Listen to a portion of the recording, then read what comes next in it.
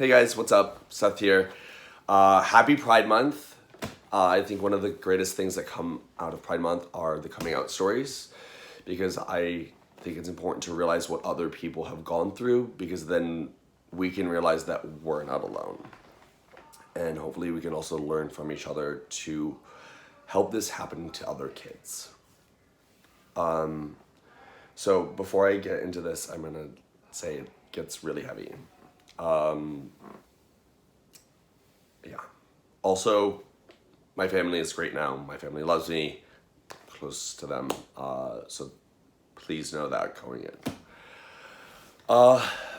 So I first started noticing I was different when I was really young. Like 6, 7, 9, 8, 9. I liked boys.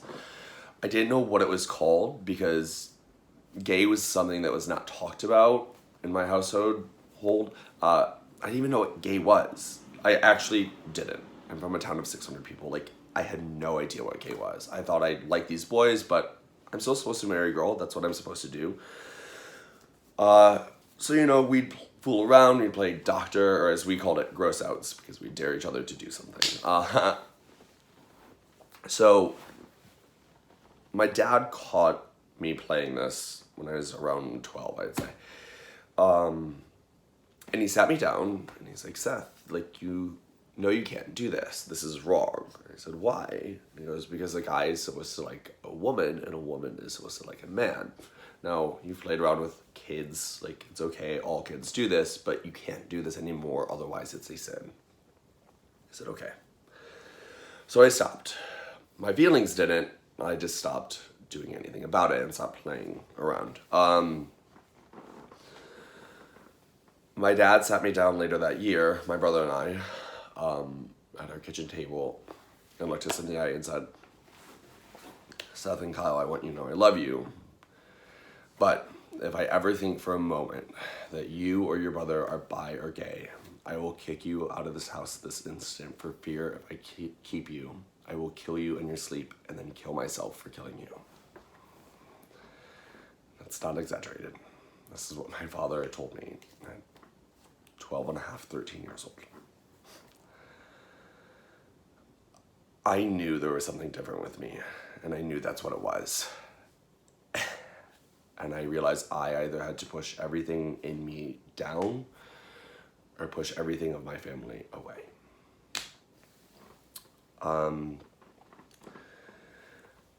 I wasn't doing anything with anybody at that time, but I started talking to guys online and stuff like that. But it was always as to try and figure out what this was. Later, I got my first online boyfriend. He said his name was Sebastian. It was really Kieran. I was saying I was 16, I was really 14. And he was saying he was 20 and he was really 22. It's fine. We actually never met. I don't know him anymore. But I will say thank you to him because he gave me the courage to come out to my mom. So at 14, I sit down next to my mom after he said in order for us to take our relationship to the next point, I have to come out to her. So I sit down next to her on the sofa and she's watching TV and I ask her, hey mom, can I tell you something? She goes, yeah, what is it? I'm like, well, it's kind of important. Can you turn the TV off? She goes, sure. She mutes the TV. She doesn't turn it off. I think she knows it's coming. Won't look at me. I said, well, mom, I think I'm bi. She goes, okay. Is that it? I'm like, yeah. She reaches over, pats my leg, doesn't look at me, and says, well, I want you to know I think this is just a phase, but I'll love you no matter what. I said, okay. She goes, are you done? I said, yep. She goes, okay, TV back on. So that was the easy one. Later that year, I started a new school. I was going into 10th grade. And I went to Olean High School for this. I met my brother's best friend sometime in the fall, because we were in same school, different classes. His name was also Seth, and this was going to be the person I lost my virginity to. The second night he stayed over, we ended up going downstairs and fooling around and realizing that we were both gay. So in the back of my mind is everything that my father had told me. We ended up fooling around together for a long time, and I actually lost my virginity to him. I bought him first. I tried to kiss him. He turned his head away twice. And he said, I thought we were keeping this as friends. So when it was my turn, he got on all fours. I shoved that in thing so hard, and he screamed. We're still friends. Wish him all the best. But yeah, he was my first. Later that year, I had started coming out to my friends at this point, but my brother found one of my emails. And he apparently took the emails and ran out and told my two friends, Seth, who obviously knew, and our other friend, Christinette. He goes, look what I found, look what I found. My brother's gay. And I'm like, yeah, Kyle, we know. He's like, what? This can't happen. Like, I'm going to tell my dad. He's going to get thrown out of the house. He shouldn't be allowed in here. And thankfully, I had good friends. They stopped him and said, no, you're not. If you go to your father with this, we are going to tell your father that these are your emails, and you will get thrown out of the house and disowned. You can't do that. That's not right. Thankfully, my brother listened. He did not tell my father, and thankfully, I wasn't ready. Down the road a few months, we're getting into, towards spring, I met my first real boyfriend. His name is Eric. I was 16, and Eric was 23. 22, maybe. The beginning was great. He was really sweet. And he stood there and he helped me realize that I needed to come out to my father. I needed to face this. He made me realize that if my father wasn't going to love me for who I am, then he's not my real father. He might be the man that gave birth to me, but by no means is he my father. So I wrote my dad a letter because I was terrified to tell him in person. I wrote my dad a letter explaining all this, that I loved him, but I couldn't lie to him anymore. I just couldn't. And I gave it to him at 16. And I moved in with my mom. And then I hear from my dad. 6 months down the road now, I'm with Eric, and it's a really abusive relationship. He would hit me. I remember one time we were leaving lunch at Applebee's, and I'd asked him not to drink a lot, and he got hammered. And I was driving, and he actually choked me and picked me out of the seat to where I couldn't breathe. I had to swerve the car over into a ditch so he would let go. It's really hard to really leave a relationship like that because it's the only love I had. But he's literally also killing me. I didn't have anybody to talk to. My mom was in her own world. My brother wasn't there, and I certainly couldn't talk to my father. After months of this, my dad finally actually picked up the phone because the state troopers had been called that they were worried my life was in danger. So my dad finally called and said, what's going on? This is 6 months after I've come out to him. I lied, I denied it all, obviously. I couldn't tell my dad. But my dad decided he needed to step into my life to try and help. thankfully, finally. I started talking to my dad. I went back to work for him. And then eventually I was able to break up the relationship with Eric. Still 16. I'm being horribly harassed in school. One class in particular, Mr. Wolf's, thank you. By the kid sitting behind me I'd sit down and he goes, "Careful, Seth, don't get excited." And I would turn around and tell him to shut up. And I would be the one that would be yelled at by the teacher.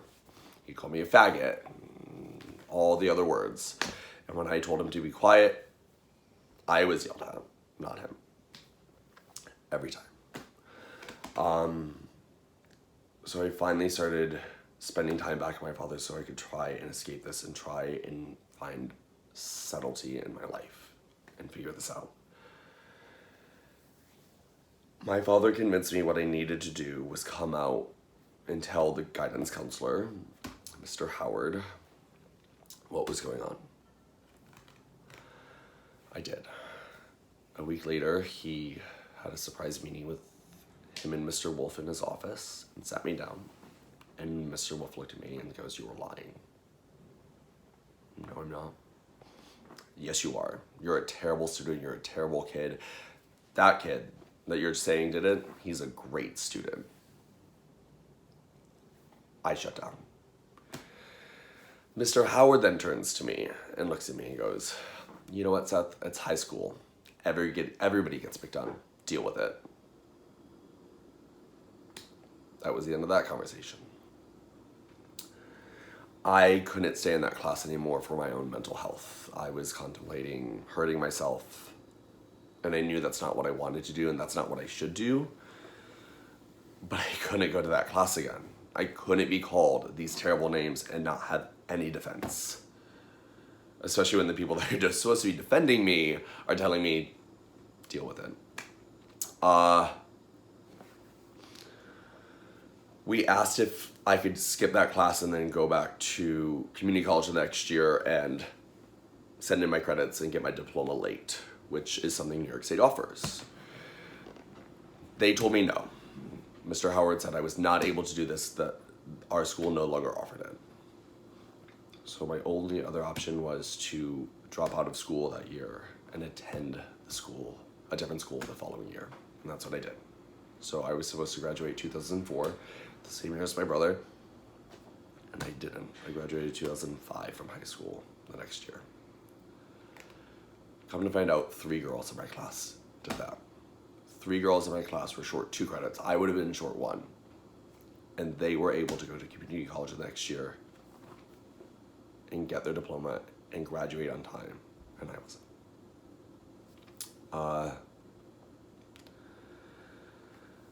So I'm working for my dad full-time to save up money because I knew I needed to move the hell out of here as soon as I could.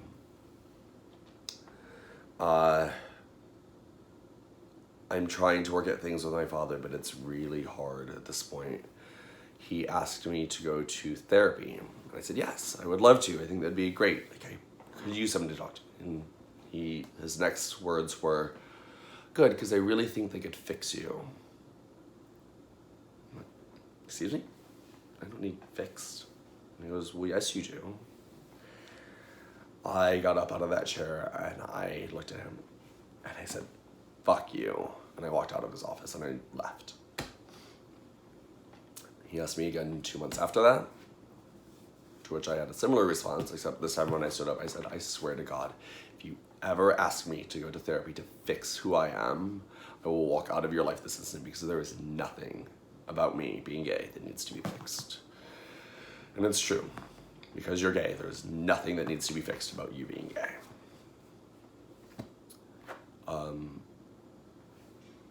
It took a long, long time with my father pushing boundaries and getting him to realize that I'm not a different person and I'm not going to burn in hell just because I choose to love men. Or just because I love men, not because I choose. I could choose to love women and I would still be gay. Took a lot of time. I went to school the next year at Archbishop Walsh. I had the most amazing principal. Her name is Mrs. Baker, and you helped change my life. Overall, I had a really great year. There was one kid that would consistently give me trouble, but Mrs. Baker had my back every step of the way.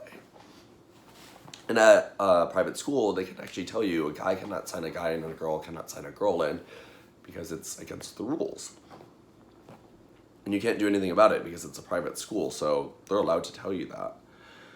And I remember trying to sign my boyfriend in for prom, and they told me no. I got outraged. I said I wanted to have a meeting with Mrs. Baker. They said, okay, they're sorry, but it's just against policy. I walk into the office with Mrs. Baker. She sits me down. I'm ready to go. And she goes, no, before you say anything, I want you to know I hear what you're saying, but because of the private school, we're allowed to do this.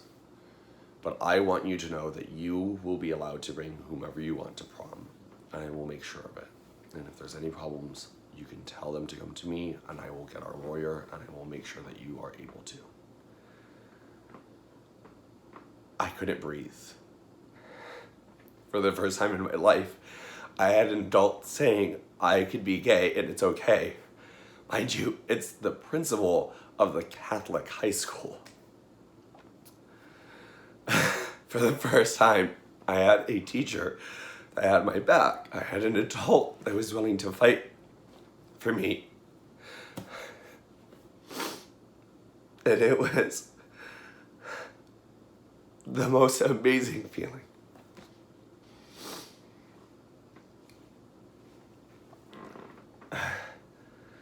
We ended up not having a prom, funny enough, because there was only 8 kids graduating from my school, but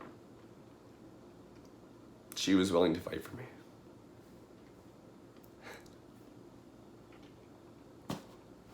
I graduated that year in 2005, and 6 months later, I moved to New York City because I realized I needed to figure out what it was like to be a gay man in the middle of a city where I could be a gay man and be accepted as a gay man. So this is my coming out story. This is kind of everything up until I was 18. It's not always easy. We're not always loved, especially not in the beginning, and it's terrifying. But I would never and will never change the fact that I'm gay, and it is one of my favorite parts about me. I've learned how to struggle with family. I've learned how to struggle with being loved, being right, being wrong, everything else in between for who I am. But I've also learned to love myself for who I am, to be proud of who I am, and to cherish every single friend and relationship I have for what it is. Because my friends, they are my greatest family. So, yes, my dad is fine with it now. My brother's great, as is my mom. It took a while, but it does get better. And even if it doesn't with them, you have to remember, you have to love yourself above everything else, because that's when it gets better. I know this is a really long video, longer than I thought it was going to be. Thank you for listening. Thank you for hearing. And if you have any other questions, if there's anything you need from me, whether you've come out already or you haven't come out yet, please feel free to message me and hold of me. I will be there for everything I can. There's also hotlines. I will post them in the comments below of places you can go for help and support in coming out. I urge you, if you are not out of the closet this yet, please come out. It is terrifying, but it is the greatest thing I've ever done. And it will be for you too. Happy Pride Month, with love and respect for all of you. Have a great day.